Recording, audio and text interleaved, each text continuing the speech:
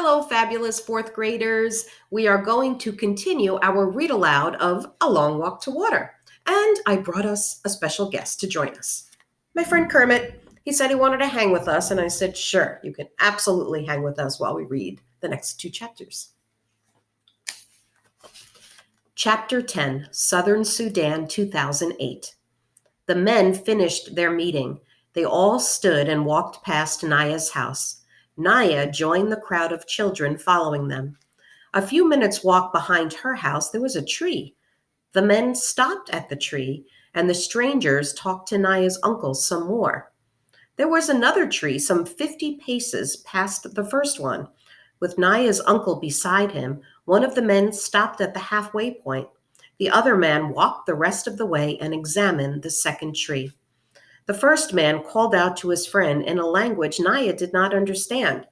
The friend answered in the same language, but as he walked back toward the group, he translated for the chief, and Naya could hear them. This is the spot, halfway between the two largest trees. We will find the water here. Naya shook her head. What were they talking about? She knew that place like the back of her own hand. It was there, between the two trees, that the village sometimes gathered to sing and talk around a big fire. There wasn't a single drop of water on that spot, unless it was raining, right? Southern Sudan, 1985. Salva reached for his gourd. He knew it to be half full, but suddenly it felt much lighter, as if there was hardly any water left in it. Uncle Jewar must have guessed what he was thinking. No, Salva, you are too small and not strong enough yet. Without water, you will not survive the rest of the walk. Some of the others, they will be able to manage better than you. Sure enough, there were now 3 women giving water to the men on the ground. Like a miracle, the small amounts of water revived them. They were able to stagger to their feet and join the group as the walking continued. But their 5 dead companions were left behind.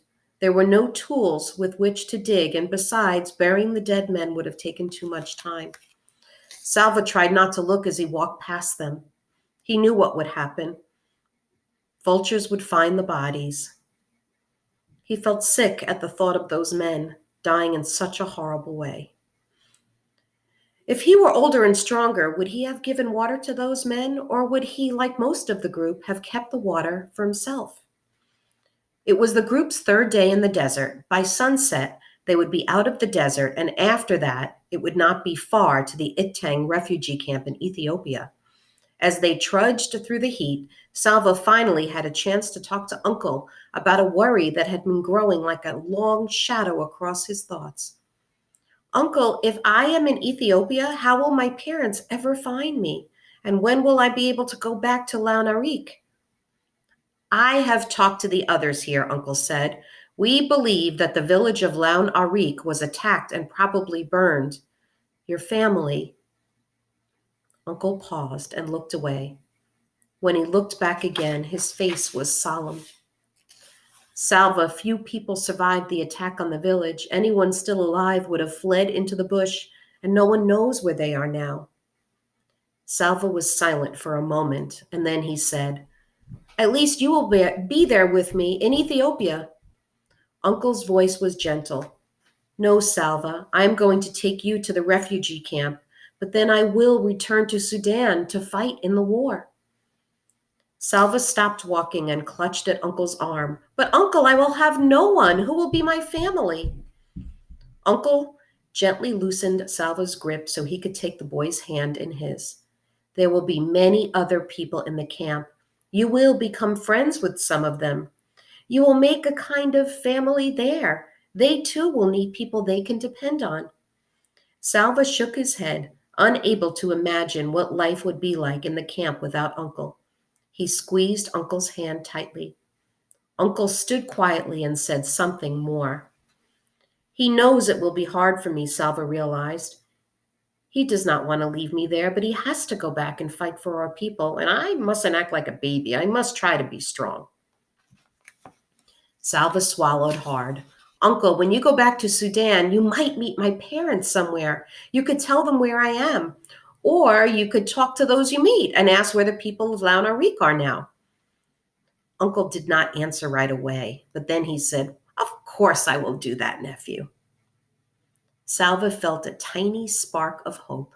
With Uncle looking for his family, there was a chance they might all be together again one day. No one in the group had eaten anything for days, and their water was nearly gone. Only the vision of leaving the desert kept them moving through the heat and the dust. Early that afternoon, they came across the first evidence that the desert was receding. A few stunted trees near a shallow pool of muddy water. The water was unfit to drink, but a dead stork lay behind the pond's edge. Immediately, the group began to make preparations to cook and eat the bird. Salva helped gather twigs for the fire. As the bird roasted, Salva could hardly keep his eyes off of it. There would be only enough for a bite or two for each person, but he could hardly wait. And then he heard the loud voices. Along with the rest of the group, he turned and saw 6 men coming towards them. As the men approached, he could see that they were armed with guns and machetes. "Sit down," the men began shouting. "Hands on your heads, all of you." Everyone in the group sat down at once. Salva was afraid of the weapons, and he could see that the others were too. One of the men walked among the group and stopped in front of Uncle. Salva could tell by the ritual scarring on the man's face that he was from the newer tribe. "Are you with the rebels?" the man asked. "No," Uncle answered. "Where have you come from? Where are you going?" "We come from the west of the Nile," Uncle said. "We are going to Itang, to the refugee camp." The man told Uncle to get up and leave his gun where it was. 2 of the men took Uncle to a tree several yards away and tied him to it. Then the men moved among the group. If anyone was carrying a bag, the men opened it and took whatever was in it. They ordered some people to remove everything that they had that they were carrying and give it to them. Salva was trembling. Even in the midst of his fear, he realized that for the first time on the trip, it was a good thing to be the youngest and the smallest. The men wouldn't be that interested in what he had. When the men finished their looting, they picked up Uncle's gun. Then they walked to the tree where Uncle was tied up. "Maybe they will leave us alone now that they have robbed us," Salva thought. He heard them laughing. As Salva watched, one of the men looked at Uncle. 3 shots rang out, and then the men ran away. Chapter 11, Southern Sudan, 2008. After the 2 men left the village, the task of clearing more of the land between the trees began, and it was very hard work. The smaller trees and bushes had to be burned or uprooted. The long grass had to be hoed under. It was dangerous work, too, as poisonous snakes and scorpions hid in the grass. Naya was still making the 2 daily trips to the pond. Each time she returned, she could see that slowly but surely the patch of cleared earth was growing larger. The earth was dry and rock hard. Naya felt puzzled and doubtful. How could there be water in such a place? And when she asked Depp that question, he shook his head. She could see the doubt in his eyes, too. Back in southern Sudan and Ethiopia, 1985. They buried Uncle in a hole about 2 feet deep, a hole that had already been made by some kind of animal. Out of respect for him, the group walked no more that day, but took time to mourn the man who had been their leader.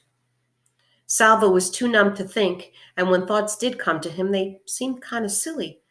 He was annoyed that they would not be able to eat after all. While the men had been looting the group, more birds had arrived and pecked at the roasted stork until there was nothing but bones left. The time for grief was short, and the walking began again soon after dark. Despite the numbness in his heart, Salva was amazed to find himself walking faster and more boldly than he had before. Mariel was gone. Uncle was gone too, murdered by men right before Salva's eyes.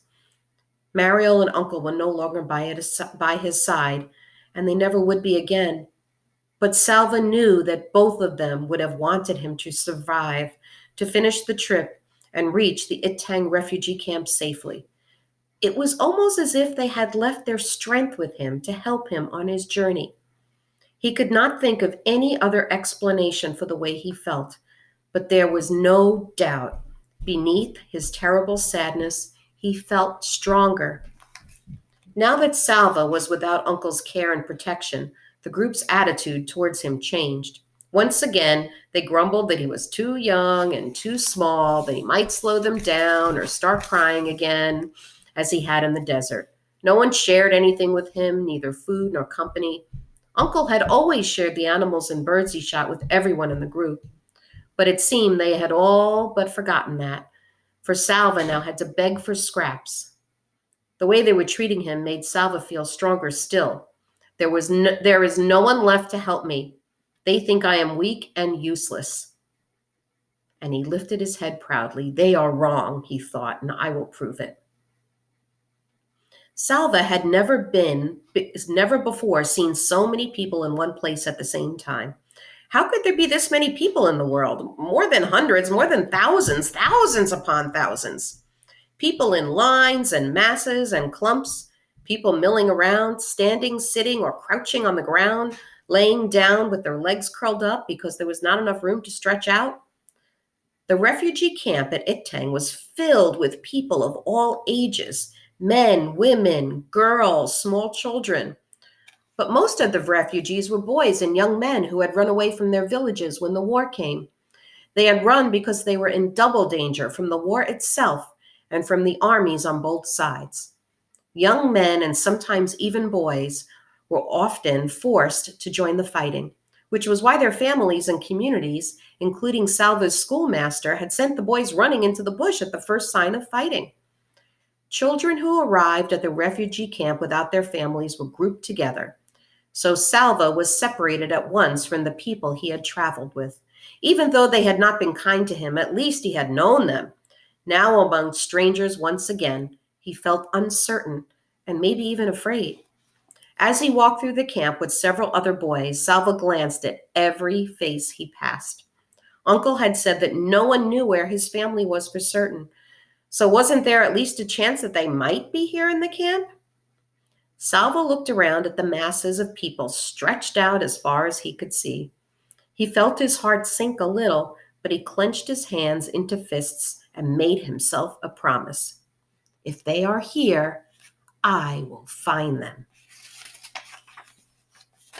After so many weeks of walking, Salva found it strange to be staying in one place. During that long, terrible trek, finding a safe place to stop and stay for a while had been desperately important. But now that he was at the camp, he felt restless, almost as if he should begin walking again. The camp was safe from the war. There were no men with guns or machetes, no planes with bombs overhead. On the evening of his very first day, Salva was given a bowl of boiled maize to eat. Maize is corn. And another one the next morning. Already things were better here than they had been during the journey. During the afternoon of the second day, Salva picked his way slowly through the crowds. Eventually, he found himself standing near the gate that was the main entrance to the camp, watching the new arrivals enter. It did not seem as if the camp could possibly hold any more, but still they kept coming, long lines of people, some emaciated, some hurt or sick, all exhausted. As Salva scanned the faces, a flash of orange caught his eye. Orange! An orange headscarf! He began pushing and stumbling past people. Someone spoke to him angrily, but he did not stop to excuse himself. He could still see the vivid spot of orange. Yes, it was a headscarf. The woman's back was to him, but she was tall like his mother. He had to catch up. There were too many people in the way. A half sob broke free from Salva's lips. He mustn't lose track of her. Wow. So we're going to have to wait for the next read aloud, chapter 12, to see who it is and what happened. What do you think, Kermit? Do you like the story so far? Yeah, it's pretty amazing. There's a lot going on. So have a great weekend, everyone. And I will see you on Monday.